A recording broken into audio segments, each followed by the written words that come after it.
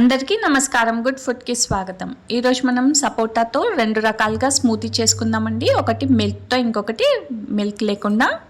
ఎందుకంటే కొంతమంది పిల్లలు మిల్క్ తాగరు లేదా లాక్టోస్ ఇంటాలరెన్స్ ఉంటుంది కాబట్టి 4 సపోటాలని గింజలు తీసేసి పల్ప్ తీసి పెట్టానండి. కొద్దిగా మిల్క్ తీసుకోవాలి. మలాయ్ మిల్క్ అయితే చాలా క్రీమీగా ఉంటుందని తీసుకున్నాను. కొద్దిగా మిశ్రీ. వితౌట్ మిల్క్ స్మూతీ కోసం కొద్దిగా డ్రై ఫ్రూట్స్, కాజు, బాదాం, పిస్తా, ఫ్లేవర్ కోసం ఇలాచీ. ముందుగా మనం మిల్క్ లేకుండా స్మూతీ తయారు చేయడానికి ఒక జార్లోకి కొద్దిగా సపోటా పీసెస్ని యాడ్ చేసుకోవాలి. అయ్యాక డ్రై ఫ్రూట్స్ అన్నీ వేసుకోవాలండి. కాజు, బాదాం, పిస్తా కూడా వేసుకోవాలి. అయ్యాక ఇందులోకి ఇలాచీ ఇంకా మిశ్రీ కూడా యాడ్ చేసుకోవాలి. నేను ఇక్కడ మిశ్రీ తీసుకున్నానండి. కావాలంటే హనీ లేదా షుగర్ కూడా యాడ్ చేసుకోవచ్చు. ఇప్పుడు కొద్దిగా వాటర్ యాడ్ చేసి చక్కగా బ్లెండ్ చేసుకోవాలి. కావాలంటే కోకోనట్ మిల్క్ కూడా యాడ్ చేయొచ్చండి.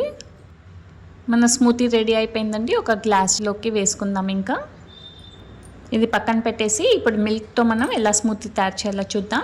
అదే జార్లోకి సపోటా పీసెస్ యాడ్ చేసుకోవాలి. మిల్క్ని యాడ్ చేసుకోవాలి. ఇలాచీ ఇంకా మిశ్రీ కూడా వేసుకొని చక్కగా బ్లెండ్ చేసుకోవాలండి.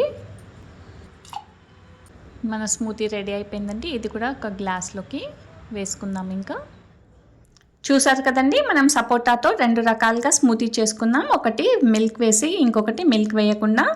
లాక్టోస్ ఇంటాలరెన్స్ ఉన్న వాళ్ళు లేదా ఎవరికైనా మిల్క్ నచ్చని వాళ్ళు ఉంటే ఈ రకంగా డ్రై ఫ్రూట్స్ వేసి చేసుకోవచ్చండి. తప్పకుండా మీరు ఈ 2 రకాలుగా స్మూతీని తయారు చేసి మీ ఫీడ్బ్యాక్ ఇవ్వండి.